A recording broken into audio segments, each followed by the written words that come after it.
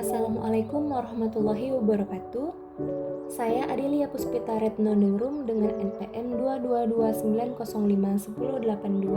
Di sini saya akan memaparkan materi tentang CDOB atau cara distribusi obat yang baik, bagian aspek manajemen mutu. Materi ini diampu oleh dosen pengampu APT Syarifah Nadia MSI. Sebelum masuk materi lebih lanjut, apa sih CDOB itu?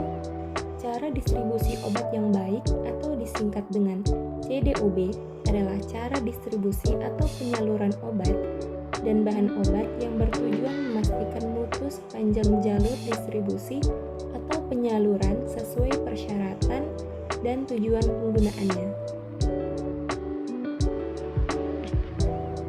Adapun prinsip CDOB ada 5, antara lain yang pertama, prinsip CDOB berlaku bagi aspek pengadaan, penyimpanan, penyaluran, hingga pengembalian obat atau bahan obat dalam rantai distribusi.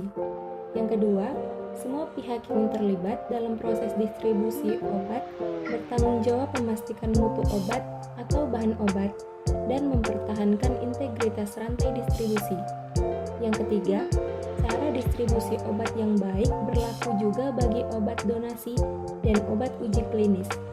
Yang keempat, menerapkan prinsip kehati-hatian dengan mematuhi prinsip CDOB, misalnya dalam prosedur terkait kemampuan telusur atau track and trace dan identifikasi risiko.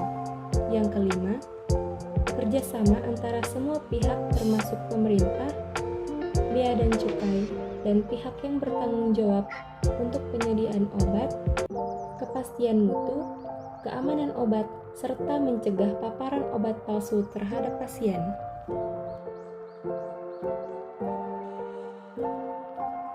Nah, jadi CDOB itu terdiri dari 12 aspek ya teman-teman.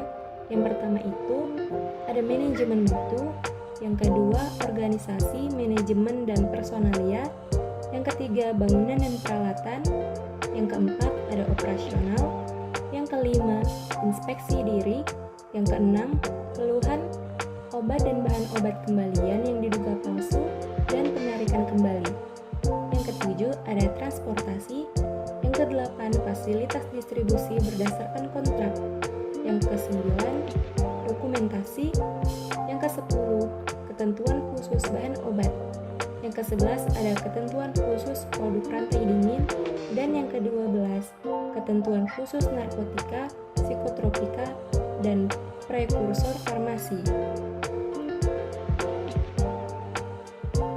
Dalam 12 aspek CDOB tadi, di sini saya akan membahas bagian aspek manajemen mutu. Manajemen mutu dalam CDOB terdiri dari 4 bagian, yaitu yang pertama sistem mutu, yang kedua pengelolaan kegiatan berdasarkan kontrak, yang ketiga kajian dan pemantauan manajemen, dan yang keempat manajemen risiko mutu. Sistem mutu, suatu infrastruktur yang sesuai, meliputi struktur organisasi, prosedur, proses, dan sumber daya, dan tindakan sistematis yang diperlukan untuk memastikan bahwa suatu produk memenuhi persyaratan mutu dengan tingkat kepercayaan yang memadai. Sistem mutu juga terdiri dari beberapa prosedur meliputi penerimaan dan penyimpanan produk farmasi, yaitu memastikan produk farmasi diterima dan disimpan dengan benar agar tetap dalam kondisi yang aman dan efektif. Kemudian, ada distribusi dan pengiriman, yaitu menjaga integritas produk farmasi selama proses distribusi dan pengiriman, serta memastikan dokumentasi yang akurat. Kemudian, ada pelatihan dan kompetensi. Memastikan bahwa karyawan memiliki pelatihan dan kompetensi yang memadai untuk menjalankan tugas mereka dengan benar. Kemudian, pengendalian kualitas, yaitu melakukan pengujian dan pengendalian kualitas produk farmasi secara berkala untuk memastikan bahwa produk tersebut sesuai dengan standar yang ditetapkan. Kemudian, laporan dan dokumentasi, yaitu merekam dan melaporkan semua informasi yang relevan terkait dengan produk farmasi dan transaksi bisnis. Kemudian, kepatuhan regulasi, yaitu memastikan bahwa PBF mematuhi semua peraturan dan persyaratan yang berlaku dalam industri farmasi. B. Pengelolaan kegiatan berdasarkan kontrak. Sistem manajemen mutu harus mencakup pengendalian dan pengkajian berbagai kegiatan berdasarkan kontrak. Proses ini harus mencakup manajemen risiko mutu yang meliputi A. Kesesuaian dan kompetensi, B. Tanggung jawab dan komunikasi antar pihak harus melalui perjanjian tertulis, C. Pemantauan kinerja, dan D. Evaluasi secara teratur untuk perbaikan. C. Kajian dan pemantauan manajemen. Proses formal untuk pengkajian sistem manajemen mutu oleh manajemen puncak. Pengukuran pencapaian sasaran, penelitian indikator kerja, yaitu keluhan, penyimpangan, CAPA, perubahan proses, umpan balik, inspeksi diri, dan audit.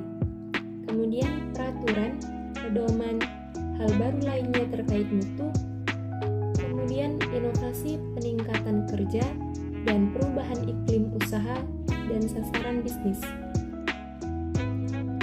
D. Manajemen risiko mutu. Suatu proses sistematis untuk menilai, mengendalikan, mengkomunikasikan, dan mengkaji risiko terhadap mutu obat dan bahan obat, meliputi penilaian risiko berkesinambungan, peninjauan ulang, dan revisi berkala sistem mutu untuk identifikasi risiko baru, evaluasi risiko berdasarkan pengetahuan ilmiah, pengalaman, dan berkaitan dengan perlindungan pasien. Kemudian prosedur. Prosedur meliputi pembuatan dan pengelolaan dokumentasi yang terkait informasi obat atau bahan obat. Kemudian identifikasi visual terhadap obat dan bahan obat palsu, dan pelaporan obat palsu ke pemegang izin edar atau produsen dan bahan regulator, misalnya Badan POM.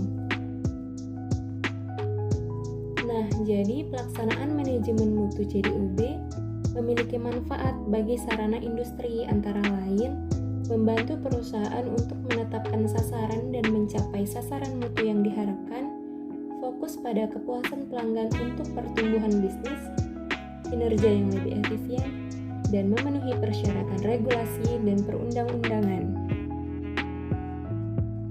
Sekian materi yang saya paparkan kali ini. Semoga bermanfaat bagi kita semua ya. Thanks for watching and don't forget to like, comment, share, and subscribe. See you in the next video. Assalamualaikum warahmatullahi wabarakatuh.